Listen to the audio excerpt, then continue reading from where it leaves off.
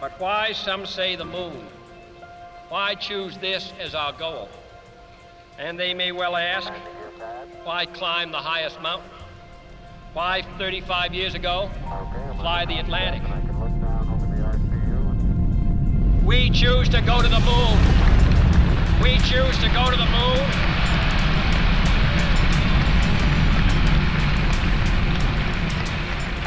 We choose to go to the moon in this decade and do the other things, not because they are easy, but because they are hard. Because that goal will serve to organize and measure the best of our energies and skills. Because that challenge is one that we're willing to accept, one we are unwilling to postpone, and one we intend to win.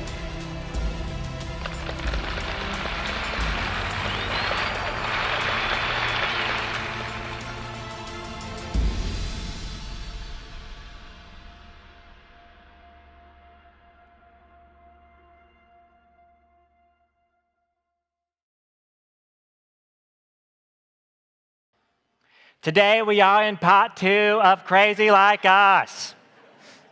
I just want to do a whole sermon that way and just see how it goes over. And a quick poll the audience as we get started today. So if this one applies to you when I call out your category, just go ahead and raise your hand.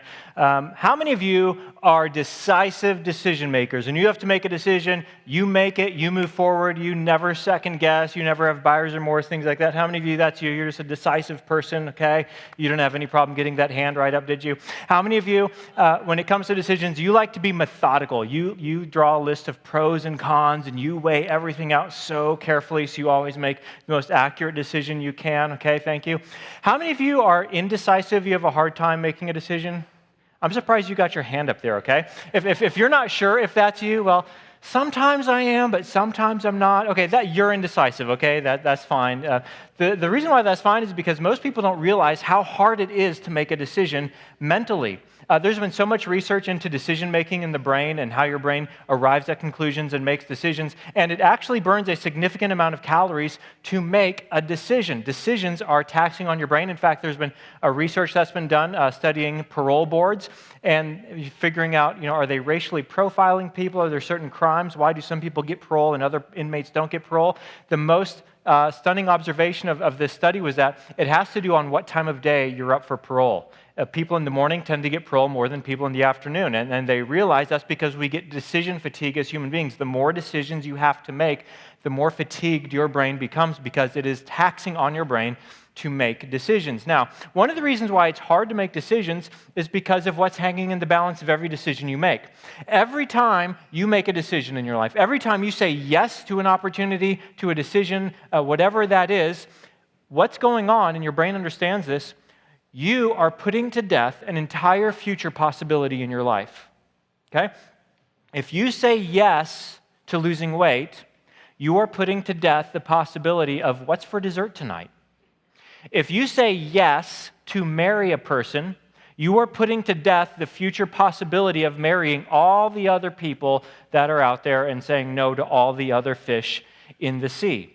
When you said yes to whatever you decided to wear to church this morning, you put to death the possibility of all the other things that you were going to wear today. So the guys are like, yeah, that was a really taxing one, Jason. But making decisions is mentally exhausting. If you've ever planned a wedding, you know how exhausting that can be to make decisions. If you have ever shopped for a new car, if you have ever been a male trying to buy a Christmas present for your girlfriend, you know how exhausting it can be to make a decision. It is mentally taxing. Now, the people who understood this pretty well, apparently, were the ancient Romans, because our word decide in the English language is a derivative from the Latin language.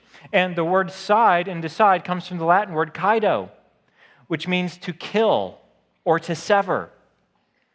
Every time you make a decision, you are putting to death, you are killing a potential future opportunity. In fact, that word kaido, that's the root of several English words like homicide and genocide and suicide and decide. Decisions are serious business because every time you make a decision, you're putting to death a future opportunity, a future possibility. Now, there are some decisions you make that you make without your own best interests in mind. right? That you have a preferred future in your mind, but sometimes you make decisions that go against that preferred future. And we call this being lazy or falling into temptation or lacking discipline. But many times it's actually just decision fatigue has settled in. This is why it's easy to say no to unhealthy eating in the morning, but it's more difficult late in the day. It's just decision fatigue and nothing more than that. But when you make a decision where you forego something that is expedient or easy or comfortable or pleasurable to say yes to a better possible future, that's what we call sacrifice. You're sacrificing something so that you can gain something better in the present or in the future. And that has to do with the definition of the word sacrifice. Sacrifice, and if you're taking notes in your program, this is going to set us up for today. To sacrifice is to forfeit something for something else considered to have greater value. See, as we often think of sacrifice as just giving something up, but that's only half of the definition of what a sacrifice actually is. A sacrifice is not just giving something up, it is intentionally putting one present or future reality or possibility to death that you can gain a preferred present or future in your life. You're giving something up to gain something that you believe is of greater value. And when you think of how we use the word sacrifice, every time someone makes a sacrifice, that's exactly what they are doing, whether it's sacrificing donuts in the morning or whether it's sacrificing one's life to save someone else's life. To sacrifice is to give up something, to forfeit something, to gain something of greater value. That's what a sacrifice is all about. Now, that's interesting because if you pay attention to what you sacrifice, you're going to learn a whole lot about yourself, and here's why.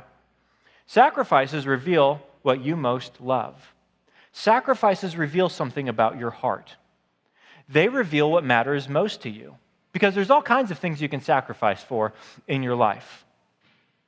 You might sacrifice pleasure by going and running on the treadmill for 30 minutes hard, so that later on you can treat yourself to that dessert, right? You're giving up something to gain something. It's a sacrifice to gain something. Or maybe it's to fit into that dress or those jeans you always wanted to fit into instead. But that reveals something about what matters to you. For some of us, we've sacrificed our health and well-being for the sake of career advancement. Well, that sacrifice reveals something about what matters to you.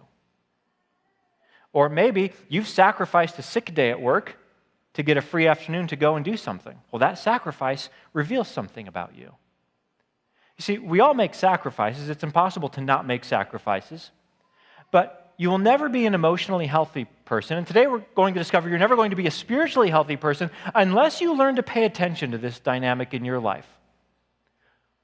What sacrifices do you choose to make in your life because you're trying to gain something of greater value? Because that is going to reveal not just what you say to other people, that's what's actually going to reveal the inside of your heart and what matters the most to you.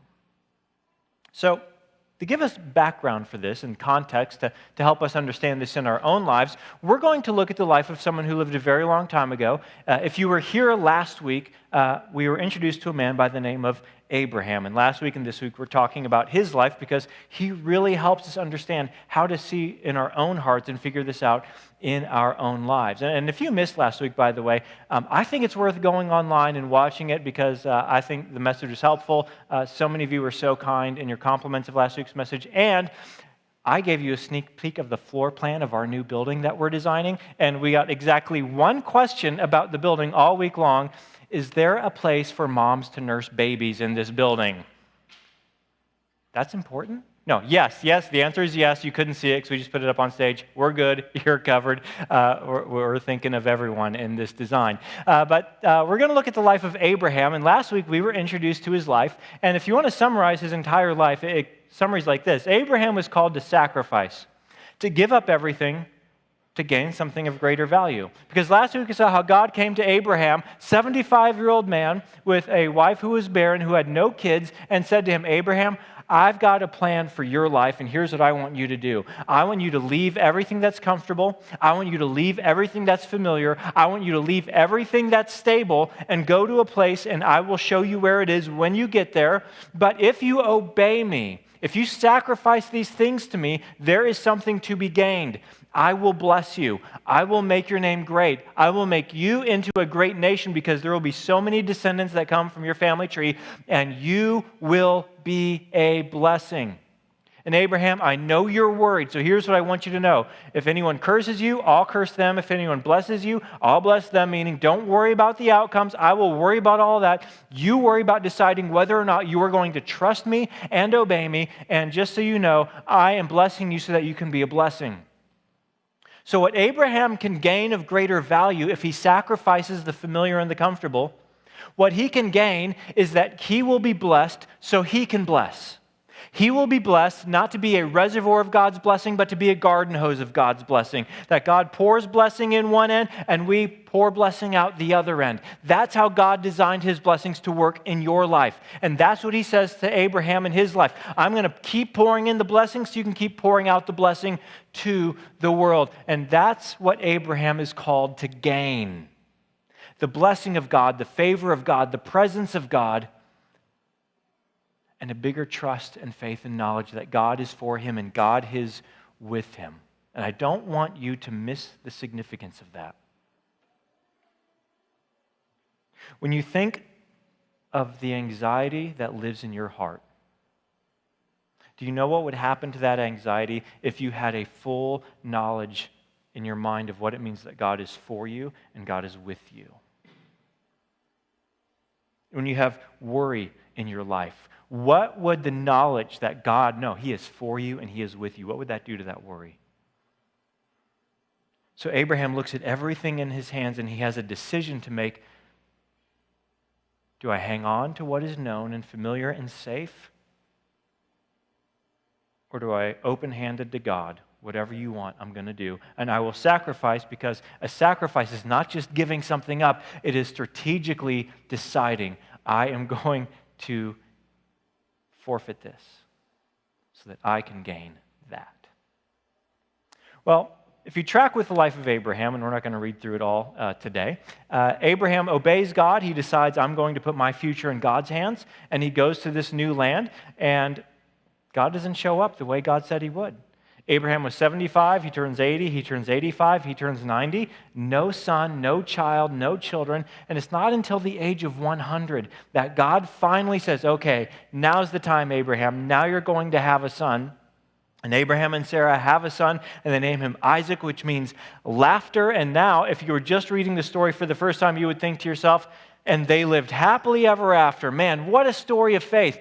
God called Abraham. Abraham obeyed. God showed up. They had a son. This is the pinnacle. They live happily ever after. Man, let's all be like Abraham and go live a big faith in God, and it'll all work out in the end. Well, that was only chapter 1 of Abraham's story. Today we get to chapter 2. And what we're going to look at in the book of Genesis today, I think, and I think many unbiased scholars would agree, this is the pinnacle of all of ancient literature. It's an account, it's a narrative that is amazing, it is horrifying, it is terrifying. And for centuries, people have been debating the meaning and the deeper levels of meaning that we find within this narrative. Now that Abraham's life has arrived at happily ever after, and he has obeyed God's calling, and he has been blessed so that now he can be a blessing, the call of God comes a second time in a new way to Abraham. Here's what happens. Sometime later, God tested Abraham. He said to him, Abraham, here I am, he replied. Then God said, take your son, your only son, whom you love, Isaac, and go to the region of Moriah. Sacrifice him there as a burnt offering on a mountain I will show you. I hope on some level you're deeply disturbed by what we read here.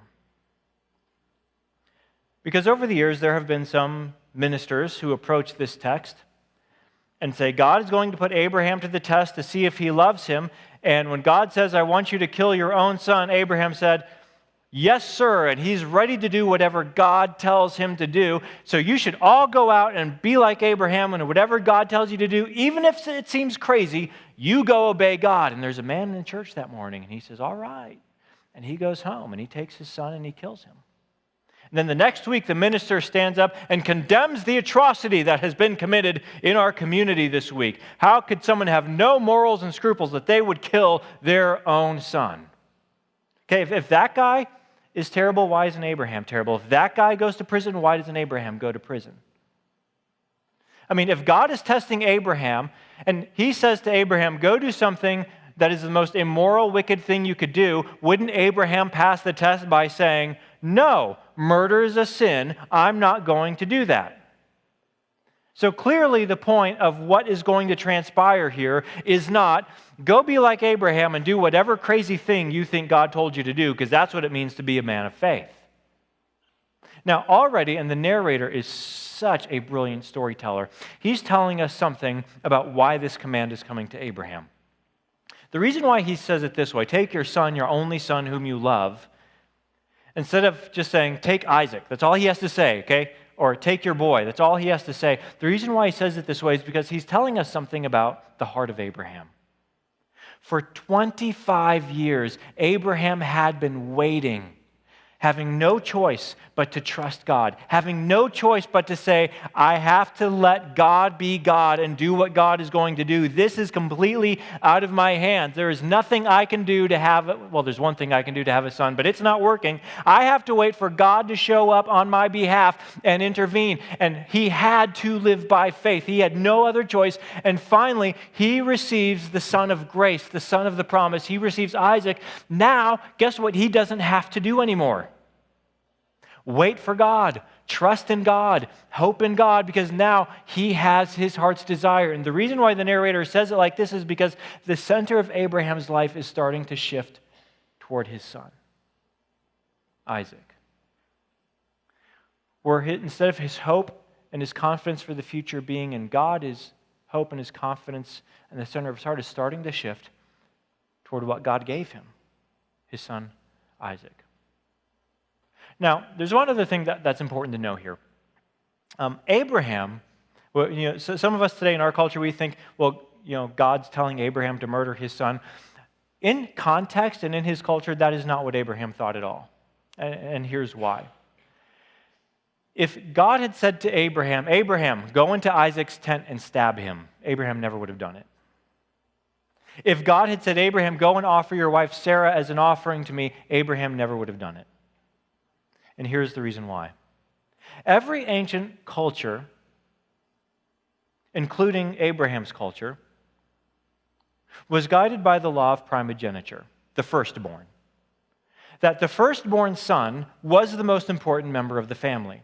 The firstborn son would receive the greatest share of the father's estate when he died. The firstborn son would become the next patriarch of the family. And in ancient cultures, they did this because it kept the family stable generation after generation. If you're not the firstborn son in your family, you're on your own. If you're a daughter, you've got to go find someone to marry, and you're part of that family now. If you're a second or a thirdborn son, like I was, you got to go out and scrap your own way, because the firstborn son becomes the legal representative of the family, and he is the future of the family, and he becomes the representation of the family. This is why, throughout the Old Testament, God said something significant. He said, the firstborn son of every womb belongs to me. Because the family is accountable to me, so the firstborn son of every family belongs to me, unless, God said in the book of Exodus, you redeem them. You can redeem your firstborn sons. And if you redeem them, you can keep them in your family, and they can go on, and they can become the patriarch of the family, but you must redeem them. This is why, if you read Luke's account of the life of Jesus, he's the one who tells the big, long Christmas story with the angels and the shepherds. What happens next after the Christmas story in Luke's account of his life is Mary and Joseph took Jesus to the temple when he was 8 days old, and they gave an offering for him. Why? Because the word of the Lord said, redeem your firstborn sons. Because the firstborn son represents the family, therefore, he's accountable. Which means in Abraham's mind, the command was not, go kill your son to prove you love me. What God was saying to Abraham is more terrifying than that. He's saying, Abraham, your debt of sin has come due, and I'm here to collect. All the failures in your life, Abraham, they've come due. And it's time to offer your son in your place. That's why this command would have been terrifying to Abraham. And that's why he doesn't just go off and kill Isaac. Here's what he does do instead. Early the next morning, Abraham got up and loaded his donkey. He took with him 2 of his servants and his son, Isaac. When he had cut enough wood for the burnt offering, he set out for the place God had told him about. On the 3rd day, Abraham looked up and saw the place in the distance. He said to his servants, "Stay here with the donkey while I and the boy go over there. We will worship and then we will come back to you." Now, this is a very curious statement, isn't it? God said, "I want you to go sacrifice your son on the place I will show you." Abraham says to the servants, "We're going to go worship God together, and then we will come back." Now, why does he say it that way? For the last 3 days, Abraham has been thinking. He has been reasoning this out in his mind, and here's what he's been thinking about. God promised me that through Isaac, he will create a great nation. He promised me that, which means God has to figure out how he's going to do that. That wasn't my idea. That was God's idea. See, years earlier, Abraham had his own idea. Since he and Sarah weren't able to have a baby, Sarah said, "Here, why don't you sleep with my servant girl, and then maybe you two can have a baby, and we'll just raise it as our own." Oh, that's a perfect idea. That'll help the marriage come together, right? And they did, and they had a baby, but God said, "Ishmael's your son, but he's not going to be the son of the promise. You and Sarah will have a son together, and he will be the son of the promise." So Abraham's thinking to himself, I already tried it my way. That didn't work out. This is God's problem to figure out, because he said Isaac will become a great nation, but Abraham's also thinking to himself, but God told me my payment has come due, and I have to offer Isaac as a sacrifice. God's got a real conundrum on his hand is basically what Abraham is thinking. In fact, the writer to the Hebrews in the New Testament gives us commentary to let us know what was going on in Abraham's mind. By faith, Abraham, when God tested him, offered Isaac as a sacrifice. He who had embraced the promises, that's Abraham, was about to sacrifice his one and only son, even though God had said to him, "It is through Isaac that your offspring will be reckoned." Abraham reasoned that God could even raise the dead. The conclusion that Abraham is coming to in his mind is, well, I guess if God wants to, he can raise the dead. Because he said 2 things, and that's God's problem to reconcile. If he wants to, he'll raise Isaac from the dead. The boy and I are going to go worship, and then we will come back to you. But he's wrestling with the right question. God is a holy, just God. And thank God he is, because imagine if all the evildoers in our world, imagine if there was never any punishment or consequence or justice for them. That'd be a horrible world to live in. God is good, God is just, but if he's just, what about my sin? What about my sin? That means God has to get me. God has to punish me. Well, I want a God who's gracious. How can God be gracious and loving and forgiving and be just and good and holy at the same time? That, in essence, is what Abraham is wrestling with and what every honest person needs to wrestle with. The story continues. Abraham took the wood for the burnt offering and placed it on his son Isaac, and he himself carried the fire and the knife. Isaac carries the wood for the sacrifice up the hill. Abraham carries all the dangerous stuff. As the 2 of them went on together, Isaac spoke up and said to his father Abraham. This is the only dialogue we have between this father and son in the Scriptures. "Father?"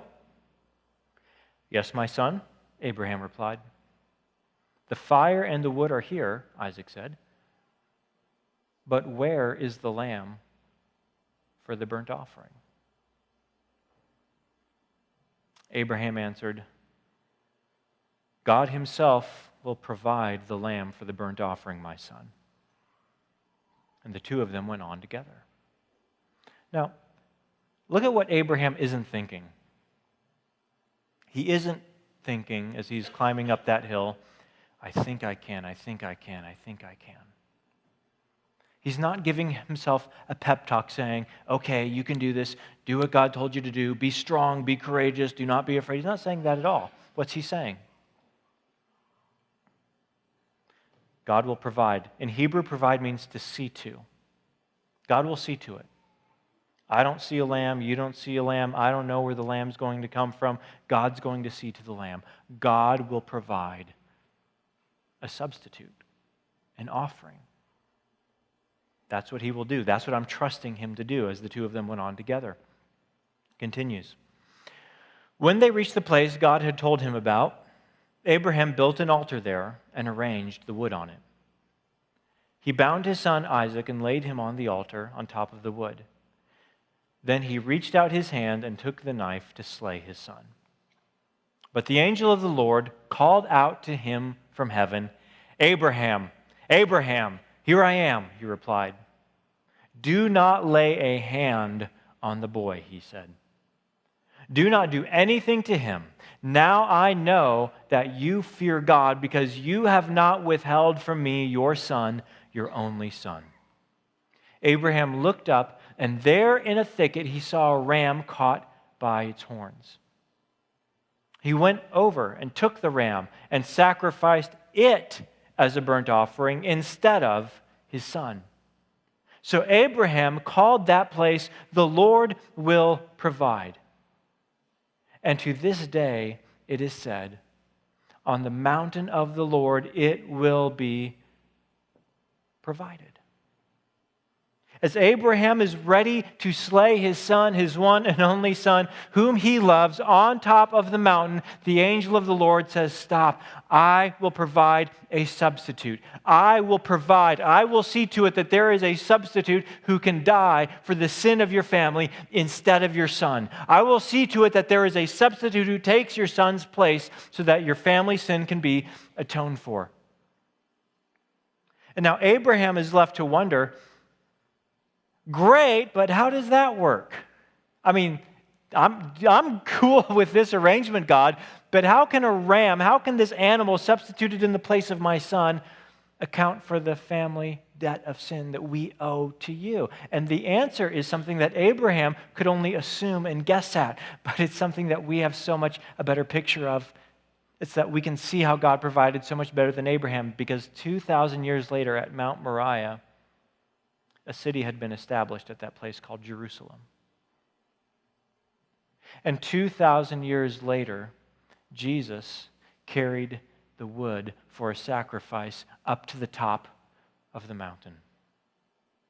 And there he was crucified for the sin of the world. There, God's Son, his one and only Son, whom he loved, was sacrificed. And except when Jesus cried out, my God, why have you forsaken me? Heaven was silent. Heaven did not answer. As God was seeing to it that sin would be paid for. As God was seeing to it that a substitute would be provided. See, at the end of this story, God said to Abraham, now I know you love me because you have not withheld your son, your one and only son, from me, but because of Jesus 2,000 years after Abraham, you can now look at God and say, now we know that you love us because you have not withheld your son, your one and only son whom you love, from us. On the mountain of the Lord, it has been provided. The substitute has been provided to atone for sin. And this teaches us something about sacrifice. Love is proved by what it sacrifices. Abraham's love of God was proved by what he was willing to sacrifice. But more importantly, God's love for you was proved by what he was willing to sacrifice, by what he did sacrifice. Because sacrifice reveals what you value, and sacrifice is forfeiting something to gain something of greater value. And Jesus sacrificed himself for you. Why? Because he held you to be of greater value. Because he loved you. He made you the greatest love of his heart, so he sacrificed himself to gain you. And you know what he invites you to do in return? To make him the greatest love of your heart, just as he made you the greatest love of his heart. To make him the greatest value in your heart, just as he made you the greatest value in his heart. Now, the implications of that for your life on earth are nearly infinite. Okay, what does it mean that God would be the true center, the true love, the true value, the greatest beauty, the greatest joy in my heart? And in short, it means that whatever I can forfeit to gain more of God, that's a great sacrifice. Whatever I can forfeit to gain more knowledge of him, more experience of his grace, more assurance of his love, more confidence in my future in heaven with him, more love for Jesus, my Savior, who gave up his life for me, that's an incredible sacrifice, because what you gain is so much greater than whatever it is that you sacrifice. One time Jesus told a parable. He said, you want to know what the kingdom of heaven is like? The kingdom of heaven is like a man who is walking through a field and he stumbled across a buried treasure in the field. Maybe he was putting his walking stick down and he heard a thunk and he looked and he found a buried treasure. In his joy, Jesus said, he sold everything he had to buy the field. He sacrificed everything he had accumulated in his life on earth to buy the field, because with the field came the treasure. He gave up something to gain something of greater value. That's what it's like to discover Jesus. That's what it's like to follow him. Are there sacrifices? Absolutely. You can't get through life without making sacrifices. The great thing is you choose what you sacrifice to gain what is more valuable in your life and in your eternity. And your love is proved by what you sacrifice. What you value is proved by what you sacrifice. Now, we're in a season here at Hope Church where we've been very practically working through this in our lives. If you're new to Hope Church, a year ago, we started what's called the Second Stage Initiative.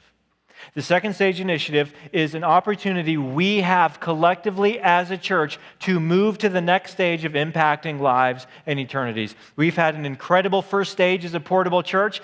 We have grown larger than any other portable church in the state of Wisconsin that we have ever heard of. And we've asked several people, is this normal? And they're like, no, that's not normal. Well, I am the pastor, so normal is not something anyway. I haven't made you laugh in a long time. Thank you for the sympathy laugh. Your sacrifice shows you value my feelings, and I am thankful for that. But if we're going to get to the next stage of what we believe God has called us to do as a church, and if you're new here, the way we say this, we're creating a church that attracts and engages the unchurched. People who don't go to church, gave up on church, never went to church. We just want a church for you. That's why we're here. That's why we do what we do. And you belong here with us at Hope Church. But if we're going to get to the next stage of impact, we need an all hands on deck, all systems go push to get there. So we started the Second Stage Initiative, a 2-year-long generosity initiative. And I challenged everyone who considers Hope to be your church to go before God and ask him, what should my financial generosity toward my church be over the next 2 years? You take time in conversation with your family around that. You take time in prayer before God. And whatever you believe God is asking you to do, write that number on a card and turn it in, and then you do what you believe God called you to do. You sacrifice something. You forfeit something in your life to gain something of greater value. That's what I asked you to do. Now, if Hope isn't your church, I said, don't give us any of your money. That would be weird to give money to a church. That's not your church in our opinion. But you don't have my permission to fail to become a generous person. You don't. Because generosity brings more into your life than what you forfeit to become a generous person. You gain more through generosity than you forfeit to become a generous person. And when you support the things in this world that matter to God, when you make a difference in the things of this world that are broken and break God's heart, You're aligning your life with God's life, your heart with God's heart. You are gaining a greater experience of the heartbeat of God in your life. And when you forfeit some of your financial security, you are the one who gets to see God show up in surprising ways and provide and take care of your needs, and your faith and your love in Him grow. You gain through this. So I asked all of you, I'm not going to tell you what to do, but you go before God and ask Him, what's He calling you to sacrifice financially so that you can gain something of greater value in your life? And this is a big challenge I know for many of us, most of us, almost all of us here at Hope. We have never practiced greater generosity in our lives. But that generosity changes things. In fact, we're going to share with you a story of a family at Hope who took that challenge and began practicing greater generosity. Let's take a look. I am Sarah Ninman. You are? I'm her husband, Neil Ninman, and we are the leaders of our family of 5. We have 3 kids. Cole, 19, Max is 16, and Chloe is 13. So we have lots of fun with teenagers in the house and lots of adventures. One off to college this year, one in high school, one in middle school. So never a dull moment at our house. I'm fortunate enough to own a business downtown. I own a kids salon, Snips and Giggles, and I get to work downtown and be very involved in the growing of our community and our schools. I'm head of maintenance for Snips and Giggles most of the time, but I have a real job too, and I'm in the material handling industry. I'm in sales. I work for a manufacturer. And we moved back to Oconomowoc back in 2012. Having grown up here and spent some years away, it was a great opportunity to come back and be a part of a neat church community. In the beginning, we said how we were just really busy people and we just needed a lot of options for services. And Jason's like, yeah, we have like one service. And as we started coming back all the time and we really got to be fortunate enough to be with some really great people, and it shifted for us. We found ourselves changing our priorities so much that somebody else would take our kids to the first game of the baseball tournament and we would make church. And that was a different path for us. That was a really different transition in our hearts. Yeah, I think you hit on the head with priorities. I think I remember Jason even talking to us about volunteering, and we kind of like, oh, we're really busy. Well, and as it's progressed, I think I started setting up chairs and doing a bunch of stuff on the setup team, and now I'm on stage and playing in the band on occasion. And Sarah's been involved with greetings, so we've kind of touched a lot of different places. We've hosted a small group at our home for a number of years. So really going from not sure if we're going to get too involved to all in. No, second stage was, we've always been doers, and we've always been that, we'll volunteer and put our time in. Yeah. But I think financially, we hadn't really truly made a firm commitment. We gave when we could, and we gave what we could. And again, with a family, you're always scraping and scratching for every dollar. So when we really started thinking about it and started seeing like what a dollar amount was on a piece of paper and what it had the impact of doing, and could we do that, I think it just made us rethink maybe not priority, but just the importance of it and what it could do to help not only Hope but our community. It wasn't easy. I mean, in fact, I think I was traveling the week that we had to make our initial commitment, and we had agreed upon a certain number, and someone agreed upon a larger number after I was gone. So it made it kind of an interesting so that's not a shock. Transition. Yeah, of course not. Yeah. So, Yeah. but she's always right. So Yeah, good job.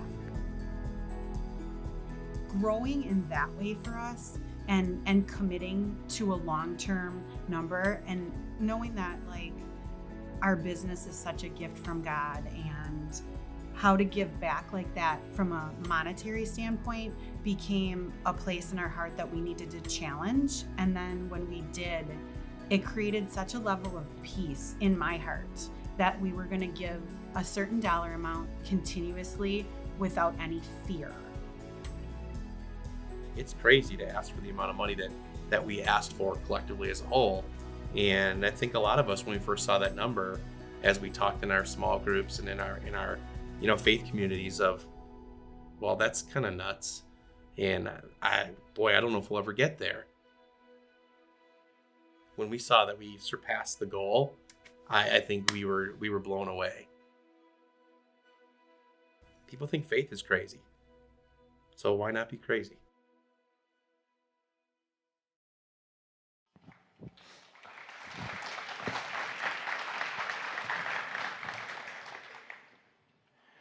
So if you weren't here last year when we announced the Second Stage Initiative, on your way out, we want you to grab a booklet. We handed these out to everyone last year. It just explains all we're trying to accomplish as a church over this 2-year period. Last week, I was able to share some of the incredible milestones we've hit in the last just 10 months, where we've seen God show up in surprising ways. And just so you know, in 2 weeks from now in your program, there's a card that looks like this. What we're going to do at the end of the message in 2 weeks is we're going to have an opportunity for everyone to come forward and either affirm their commitment, or if you weren't around, make a commitment. Because we have really 4 goals in this series. The first is for those of you who were around last year and you turned in a commitment card. This is just a chance for you to celebrate and say, man, this has been amazing to be part of this journey and to turn up our generosity and to see what God is doing through that. And we just hope this whole month is just celebratory for you. Thankful that you get to be a part of it and seeing God show up in surprising ways in your family, in our church, and be thankful for that. For some of us, you made a commitment last year, but you realized that while you believe it's what God wanted you to do, maybe you never changed your budgeting habits to follow through with what you believe God wanted you to do. This is an opportunity for you to take inventory on that and say, we need to make a few choices. And not because we're shaming you or judging you, because we want you to not miss out on what God's called you to do. Because we're not reservoirs of His blessing, we're garden hoses of His blessing. It's supposed to flow through us and bless the world through us.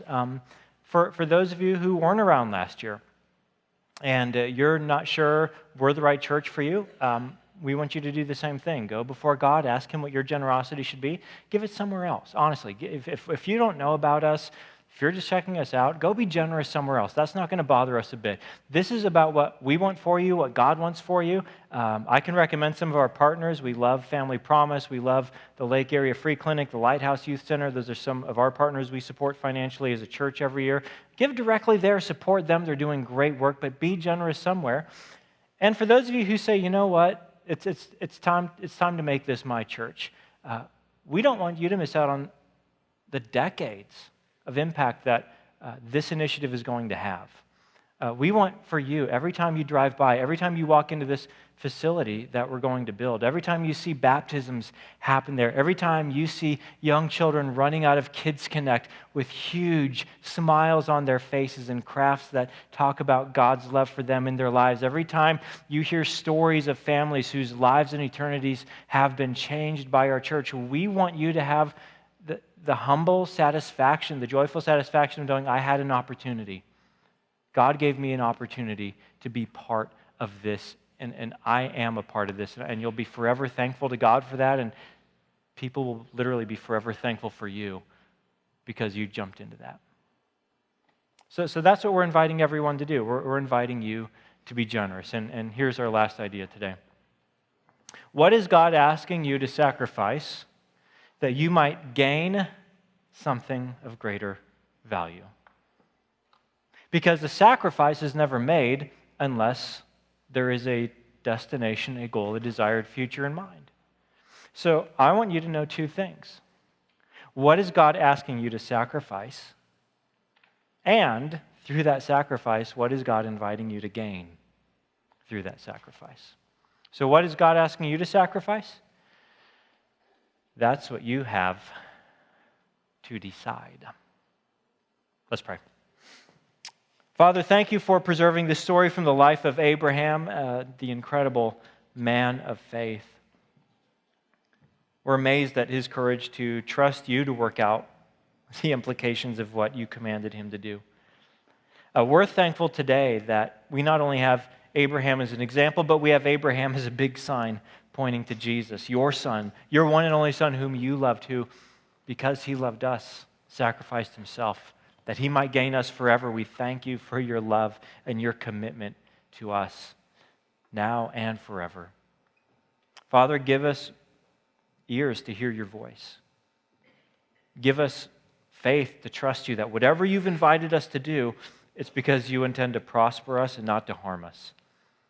Whatever you're calling us to sacrifice to gain something of greater value, let us hear you and trust you and put that into practice because you are good. Help us to trust that. In Jesus' name we ask it. Amen.